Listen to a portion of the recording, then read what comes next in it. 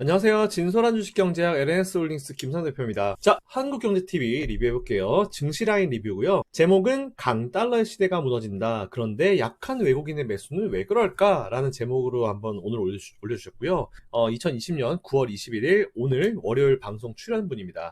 제목은 강달러 시대가 무너진다. 그런데 약한 외국인 매수는 왜? 라는 제목인데 사실은 제일 중요한 내용은 대주주 양도세 과세 대상에 대한 이야기였죠. 그래서 일단 그 얘기를 하나씩 좀 더 방송에서 드리지 못한 내용들을 좀 강하게 한번 멘트를 한번 들어볼 수 있도록 하겠습니다. 자, 그 전에 매주 월요일은 이제 장기 투자자분들을 위한 날이잖아요. 일단 장기 투자 포트들이 다 수익권이에요. 오늘 지수가 좀 밀리고 수익이 좀 줄어든다 하더라도 전 종목이 다 수익권이라서 다른 종목들은 우리가 리뷰할 필요 없을 것 같고요. SK바이오팜, 유일하게 손실 종목인 SK바이오팜 한 종목만 좀 빠르게 한번 보고 바로 한번 시작할 수 있도록 하겠습니다. 자, SK바이오팜이에요. 지난주 같은 경우는 월화수의 시장 괜찮았고, 그리고 목금 수요일 오후부터 좀 애매했죠. 수요일 오후, 목요일 금요일 좀 시장이 애매했는데 목요일 금요일 날 오히려 좀 올랐어요. 주가가. 그래서 바닥을 잡아주는 느낌이 있어서 뭐 괜찮겠다라는 그런 생각을 했는데 큰 의미가 아직 없긴 하지만 외국인들과 PR 프로그램의 어떤 유입 매수를 체크해 보시면 될 것 같고요. 오늘 좀 빠집니다. 2.04% 빠지고 있고. 근데 원래 이제 아시겠지만 삼성전자 쪽으로 이제 수급이 몰리는 날은 다른 종목들은, 다른 업종들은 좀 많이 쉬어가는 느낌이 좀 있잖아요. 뭐 그런 느낌이라 보시면 될 것 같은데 오늘은 코스피, 코스닥 양시장이 다 지금 약세를 보이고 있으니까 오늘은 전반적인 시장의 어떤 영향이 따라 보셔도 될 것 같아요. 어쨌든 SK바이오팜 같은 경우는 그대로 장기 포지션을 유지하시라는 의견 드리겠습니다. 자, 그리고 오늘 중요한 내용이죠. 사실 제가 지난주에 살짝 운만 띄우고 말았어요. 대주주 양도세 대상 확대할 때마다 이제 코스닥의 스몰캡이 항상 크게 영향을 받았다는 걸 제가 자료를 보여드리면서 이제 차트 두 개를 비교해가면서 코스닥 차트랑 코스닥 그 스몰캡 차트랑 비교를 하면서 설명드렸는데 어차피 2023년이면은 금융투자소득세라는 어떤 세금 항목이 생깁니다. 그래서 굳이 뭐 올해부터 해서 내년부터 바꿔서 2021년, 22년 2년짜리 세목을 뭐 새로 바꿀 필요가 있을까 해서 살짝 이제 제가 운만 띄웠죠. 대주주 양도세 과세 대상은 지금 현행을 유지하시고 2023년에 한 번에 그냥 금융투자 소득세로 받아가시는 게 좋을 것 같다.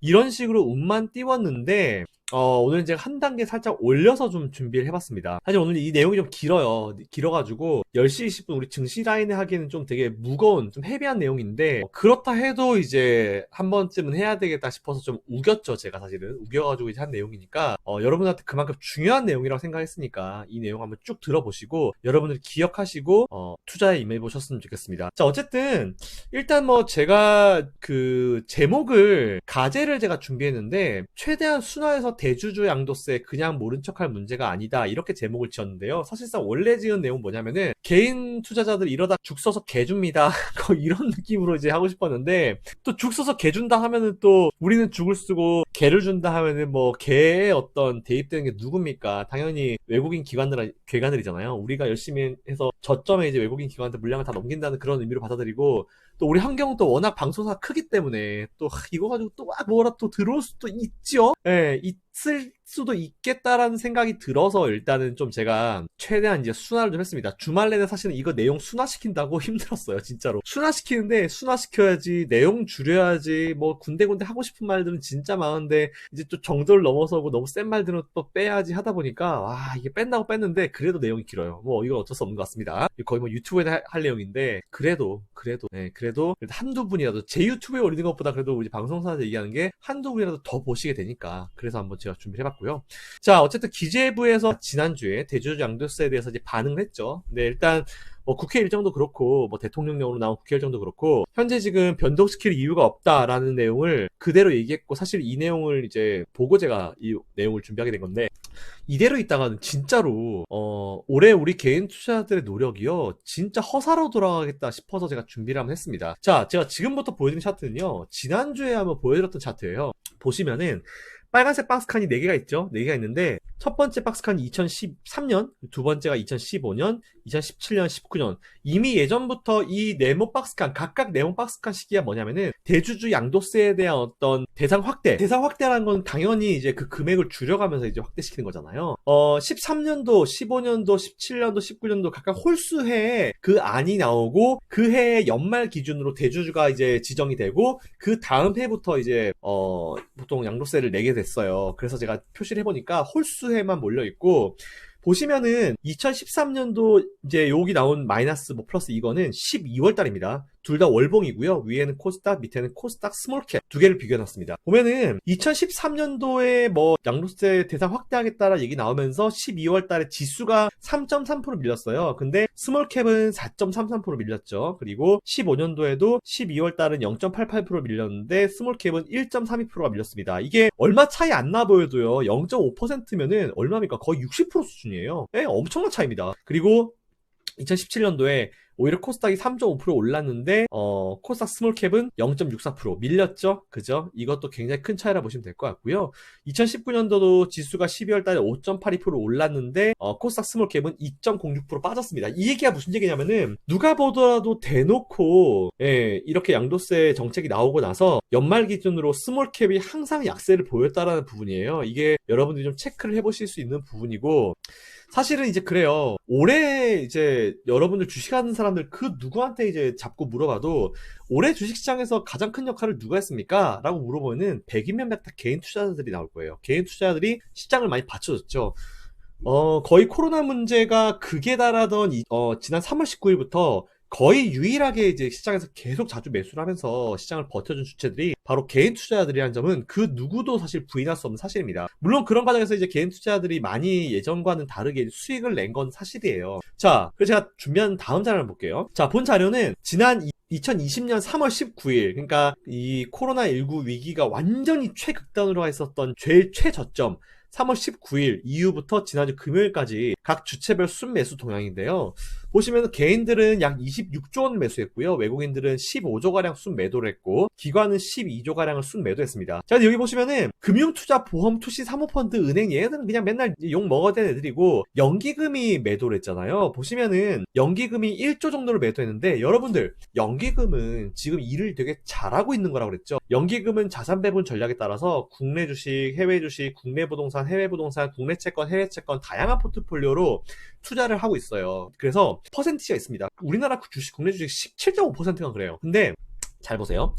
3월 달에 지수 급락할 땐 연기금이 되게 많이 매수해줬습니다. 어려운 시기에 연기금이 나서가지고 지수를 받쳐주는 역할을 굉장히 잘했거든요. 근데 잘 보세요. 연기금은 전체 투자자산, 전체 자산 중에 17.5%라는 국내 주식 비율이 있어서 그게 넘어가면 안 돼요. 왜냐면 그게 넘어가면 나머지 다른 자산들의 밸런스가 깨지기 때문에 무조건 17.5%를 지켜야 됩니다. 물론 여기서 2, 3% 늘리겠다는 말이 있었는데 뭐 늘리는 것 같지는 않아요. 이거는 어쨌든 17.5%를 지켜야 돼서 매 저점에서 이제 시장 망가질 때마다 연기금이 계속 나서가지고 매수를 해줬죠. 근데 문제가 뭐냐면은 3월 달에 그렇게 나서가지고 매수를 해줬는데 3월 이후에 지수가 계속 올랐잖아요. 2,400포인트 얼마까지, 오늘도 2,400포인트를 유지하고 있고, 얼마 전에 2,450포인트, 지난 고점 자리 2,458포인트 근처까지 갔다 온 상황이에요. 그러면은 당연히 싼값에서 매수했으면은 다른 어떤 채권이나 아니면 뭐 해외 주식 이런 것들이 다 비슷비슷하다는 전제에 봤을 때 국내 주식이 지수가 많이 오르면요, 당연히 국내 주식에 대한 어떤 밸런스가 깨질 거 아니에요. 17.5%를 이제 원래 100만 원이 17.5%다라는 가정을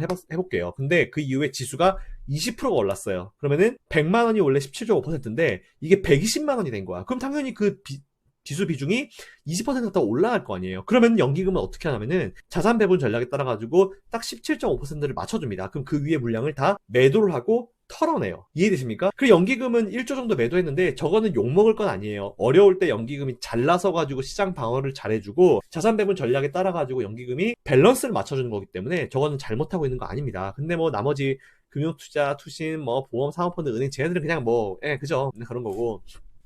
자, 어찌됐건 간에 일단은 지금 거의 현재 기관은 제가 항상 말씀드린 대로 돈이 없어요. 예전에 비해서. 왜냐면은 돈이 지금 보면 시장 분위기 자체가 이제 계속 주식시장이 안정적인 상황이고 주식시장에 대한 예수금은 역대로 올라가고 있는데 펀드 자산에 대한 거는 계속 줄어들고 있어요. 그 얘기가 뭐냐? 펀드 안 한다는 얘기죠. 안 하고 다 이제 개인 투자, 개별 투자한다는 그런 얘기잖아요. 그러니까 없어요. 예전에 비해서, 예전의 상승장에 비해서 기관들은 돈이 없습니다. 그 부분 체크하면 될 것 같고요. 현재 외국인들은 투자 전략을 다 펴지 못하니까 마음대로 매수도 못한다라는 부분 제가 오늘 체크를 했는데, 이것도 얘기하려면은 공매도 얘기를 해야 됩니다. 근데 공매도 얘기는 참 조심스럽죠. 그래서 제가 미리 여러분들께 말씀드리지만 공매도를 제가 절대 지지하는 사람은 아니에요. 근데 여러분들이 공매도를 이해하셔야지만 외국인들이나 아니면 기관들의 전략을 이해할 수 있기 때문에 제가 공매도에 대한 부분을 오늘 좀 말씀을 드리면서 설명을 하는 겁니다. 절대로 오해하지 마세요. 그리고 제가 오늘 준비한 내용은 딱 두 가지만 조심하시면 됩니다. 정치적으로 해서 절대 하지 마시고, 두 번째는 공매도 관련 얘기도 오해하지 마시고, 딱 두 가지만 좀 지켜주시면 될 것 같아요. 자, 지난주에 연준이 기존에 원래 2022년까지 최저금리 하겠다 그랬잖아요. 근데 2023년으로 1년 늘렸습니다. 자, 그러면은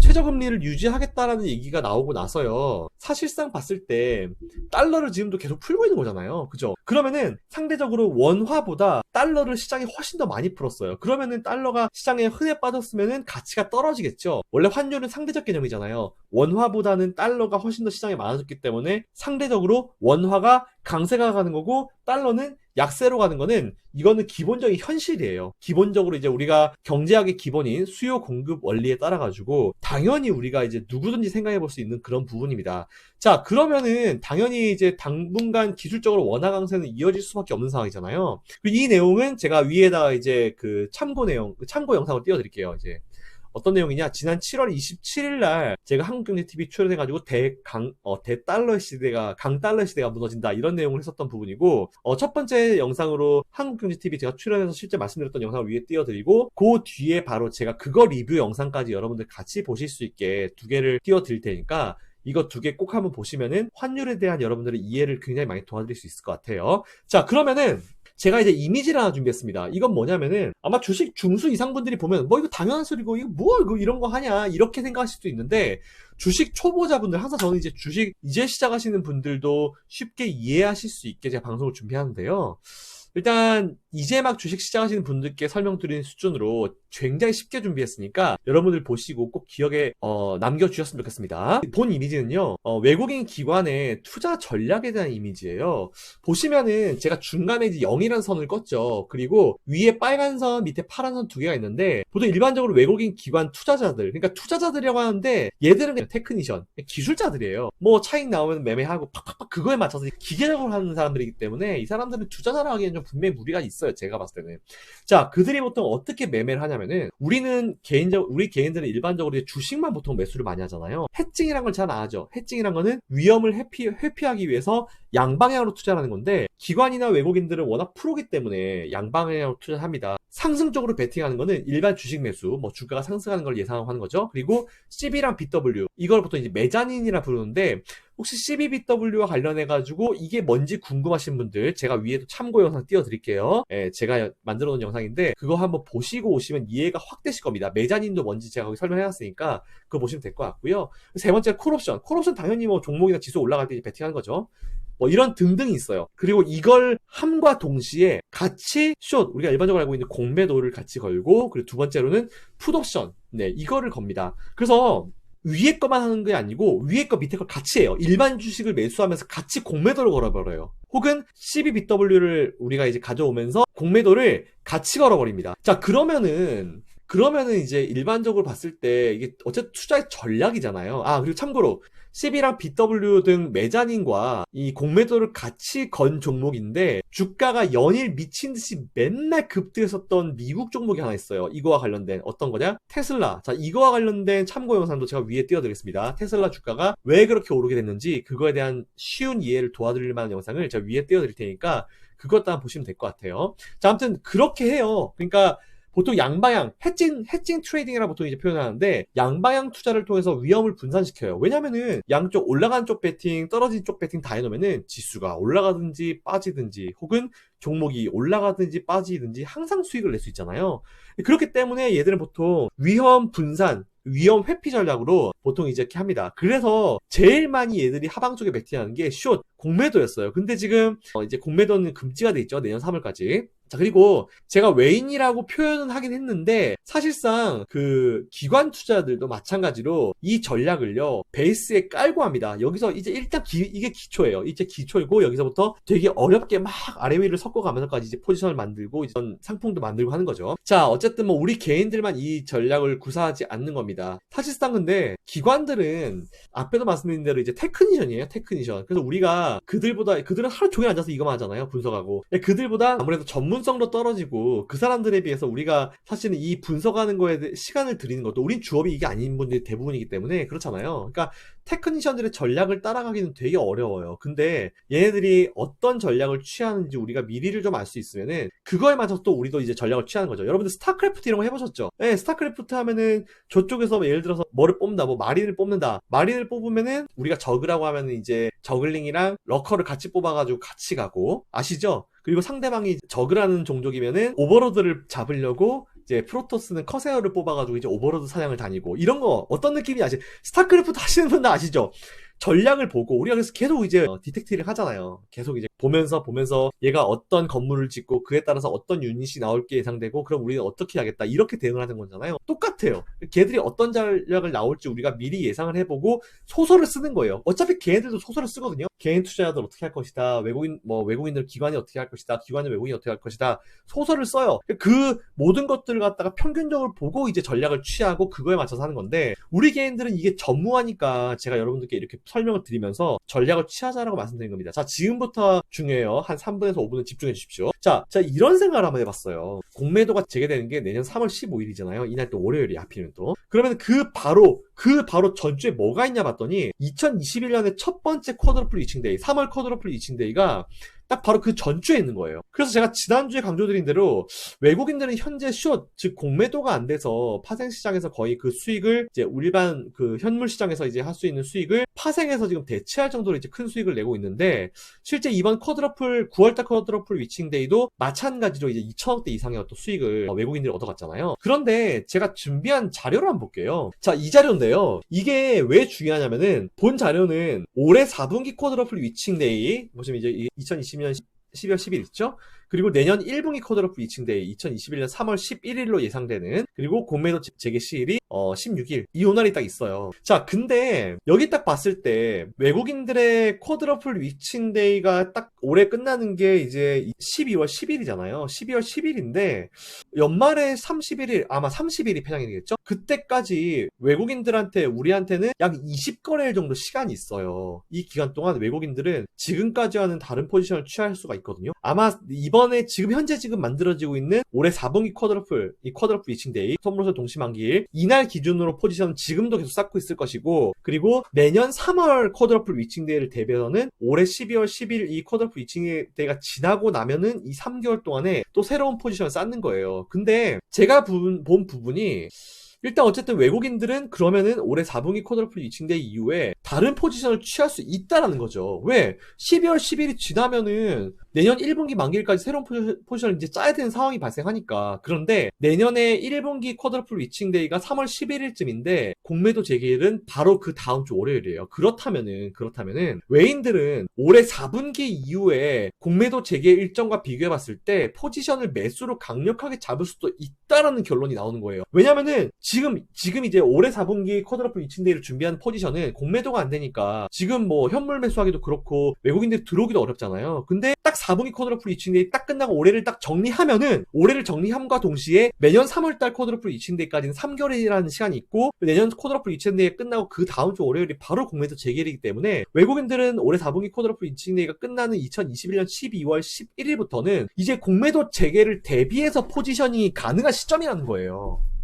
그렇죠? 이해되십니까? 이해 안 되시면 앞에서부터 다시 한번 봐주세요. 자, 그러면은 이제 2020년 올 연말쯤 되면 이제 외국인들이 지금보다는 훨씬 더 다른 속도로 매수를 들어올 겁니다. 근데 제가 진짜 마음에 안 드는 부분은 지금부터예요. 그렇다면은 외국인들은 올 4분기 쿼드러플 위치데이 끝나고 딱 올 연말까지 20거래일 동안 집중 매수를 할 수 있는 정말 좋은 환경이 되는데, 그런 배경이 되는데, 내년에 어쨌든 1분기 쿼드러플 위치데이까지는 3개월이 있으니까요. 하게 되는데, 우리 개인들은 이 4분기 쿼드러플 위치데이 끝나고 12월 때까지 개인들은 매도를 해야 됩니다. 근데 외국인과 기관은 매수가 가능하다는 거겠죠. 근데 개인들이 왜 매도를 해요? 대주주 양도세 절세를 위해서. 벌써부터 지금 보면은 되게 많은 곳에서 이제 올 연말에 매물 폭탄이 터진다, 이런 얘기들이 되게 많아요. 근데 이런 상황이, 이런 디테일한 부분이 있었습니다. 여러분들, 그리고 이게 말이 된다 생각하세요? 올해 우리 개인 투자자들은 희망을 가지고 정말 투자를 열심히 했거든요. 근데 대주주 양도세를 절세하기 위해서 올해 연말에 이제 팔아야 되죠. 근데 외국인 기관들은 그거를, 우리가 어쨌든 양도세를 이제 절세하기 위해서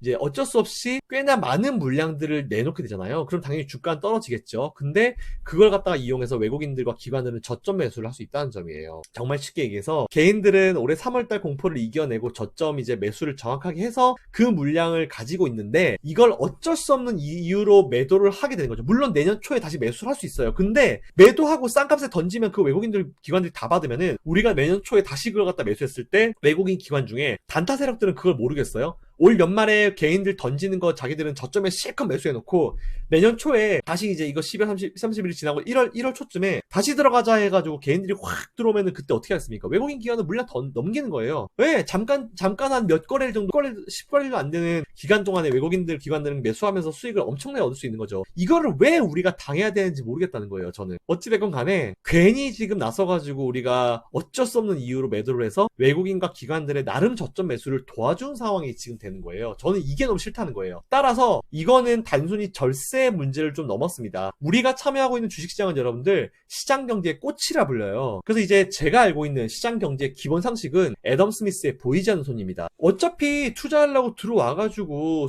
누구는 수익 날 수 있고 누구는 손실 볼 수 있죠. 이거는 모두 자연스러운 환경 가운데 던져놔야 된다 생각해요. 근데 사실 정책이잖아요, 이거는. 보통 이제 경제학적으로 봤을 때 큰 정부, 작은 정부라는 게 있어요. 큰 정부는 말 그대로 이제 경제 상황에 정부가 많이 개입을 하는 거고, 작은 정부는 최대한 개입을 안 하면서 자율성을 풀어두는 건데, 사실 우리나라는 지금 경제 상황이 너무 어렵기 때문에 정부에서 큰 정부의 역할을 좀 해주는 게 맞아요, 사실은. 자, 어쨌든 간에 뭐 당연히 주식시장 들어와서 누구는 수익 내고 누구는 뭐 손실 나고 당연한 거예요. 당연한 거. 근데 정책에 의한, 그것도 이제 시장 참여자들의 모두 의견이 받아들여진 것도 아니고 외국인 기관들의 어떤 의견이 받아들여졌고 개인의 의견은 별로 받아들이지 않은 이런 정책에 의한 제한은요, 지금까지 수십 년 동안 우리나라 주식 투자 환경이 굉장히 불공평하고 불공정하다고 저는 생각을 했어요. 근데 그거를 이어가게 도와주는 꼴밖에 되지 않는다라고 생각합니다, 저는. 자, 이에 따라서 대주주 양도세 문제는 우리가 그냥 넘어가야 될 문제는 아닌 것 같아요. 좀 짚고 넘어가야 될 부분인 것 같고, 아무튼 지금 다들 열심히 하고 있어요. 뭐 증권사 투자, 뭐 이제 투신이나 이런 쪽도 어려운 환경 속에서 수익을 내려고 굉장히 노력을 많이 하고 있고, 연기금도 어려운 환경 속에서 매수를 해줬는데 이제 우리나라 자산 배분 전략에 따라가지고 이제 그 퍼센티지가 넘어가니까 어쩔 수 없이 물량을 매도한다라고 보셔도 될 것 같고요.